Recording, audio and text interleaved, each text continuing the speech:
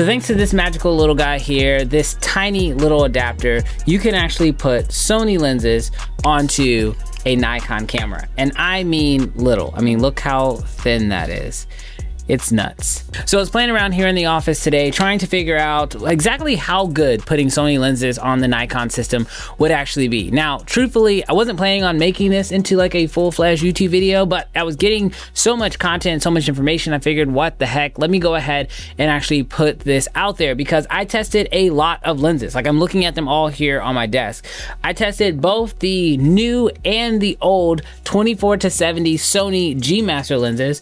I also was able to get my hands, thanks to an amazing friend, the 24 1.4 G Master. I also have the 50mm 1.4 G Master. I have a Sony 35 1.8. This is not a G Master, which I thought would be interesting to test because typically these lenses do autofocus a bit slower, but not much.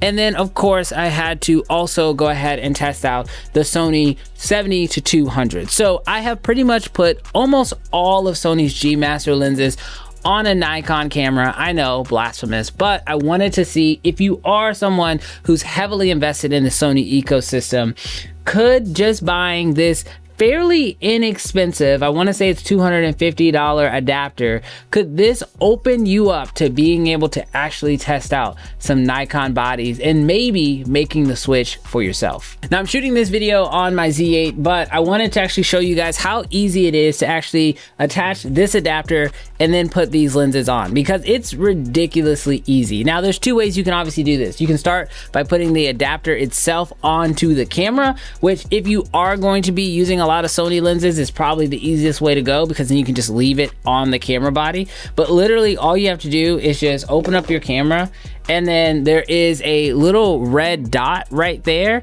And there's also another one right on the top. Now, in order to get it onto your Nikon lens, you want to take the red dot up at the top and line that up with the Nikon white dot and just turn. You'll hear it click, and now it's on there. And then when it comes to attaching Sony lenses, that's where this front red dot is going to come into play. You're just going to take your Sony lens, find your Sony white dot there, line that up, turn it, and boom, it's on. And as you can see, it is so ridiculously thin. Like, almost no one would know that I had an adapter on here.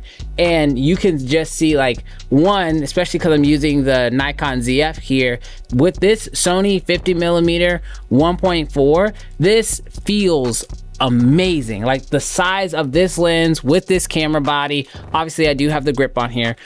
This feels great. It feels natural. It's solid. I mean, nothing is going anywhere.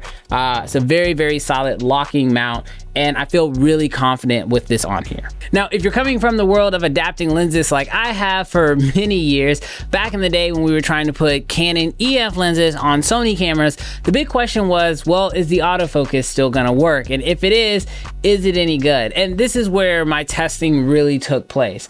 I wanted to see how good the Z8 autofocus would work with all these different Sony lenses. And I can tell you, spoiler alert, I was kind of blown away. To start the test, I actually started with my Z8 using the Nikon 24-70, just so I could get a decent base of how good the autofocus is. And if you've ever used a Nikon, you'll know very quickly the autofocus is pretty dang good. Now, I didn't shoot in log, and I didn't do a whole lot of crazy changes in the settings because I just wanted to just see how well the tracking was going to work.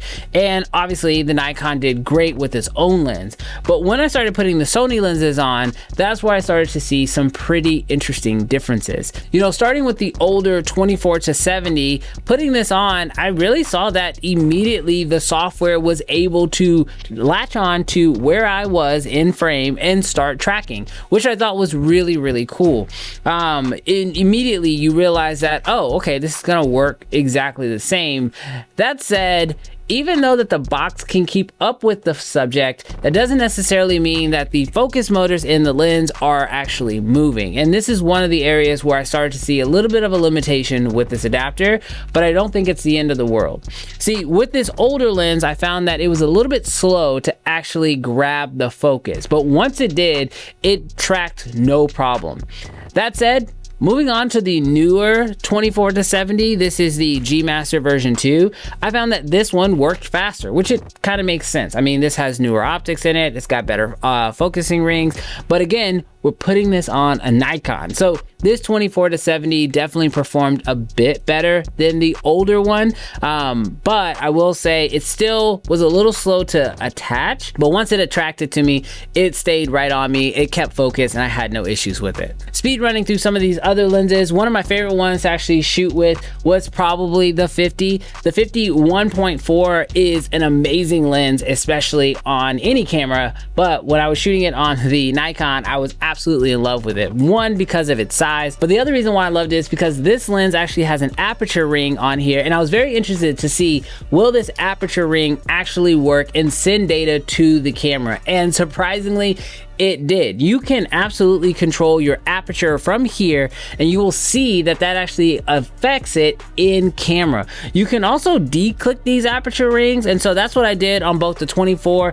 and on the 50, and I was able to control that aperture ring. But once you throw it into auto, which on these lenses you do have an auto setting right here, once you throw it into that auto setting, then the camera takes back over control of the aperture ring, and then it can actually control the aperture. So personally, I thought that was like really cool and something that was really, I wasn't expecting to function over onto this new system, because I mean, yeah, it's really cool that the autofocus worked, but I didn't really expect these manual controls of the aperture blades to actually send data to the camera, and sure enough, it did. Now, the lens that I really wanted to try out the most was this guy here, not because I thought it was going to perform the best, but I figured this is probably where most people are going to find themselves. See, if you have some of these less expensive Sony lenses, you're probably more likely to want to try another system and be willing to jump ship over to a Nikon camera.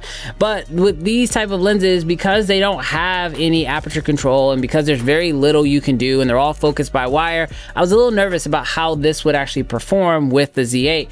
But surprisingly, I found that it worked just as well as all of the other lenses. Yes, it was a bit slower, but as a lens itself, it is a bit slower. But again, the thing I noticed with all of these lenses is that while yes, they might have been a little slow to actually grab focus, once they did, they were locked. And again, this is using it on a unmanned camera. So if I were to be behind the camera and half hold the shutter, I'm sure that it would find the subject even faster and then be able to hold focus throughout the video. And then of course, I had to go ahead and test out the Big Daddy, the 70-200. And the main reason why I wanted to test this one out is because of most of the 70-200s that have come out, Canon and Sony, as far as I'm concerned, have two of the best options. Now, Nikon 70-200 looks great, but it's a bit big. This new G Master version 2 of the 70-200 is so lightweight, and personally, I'm a huge fan of the design that they went with this.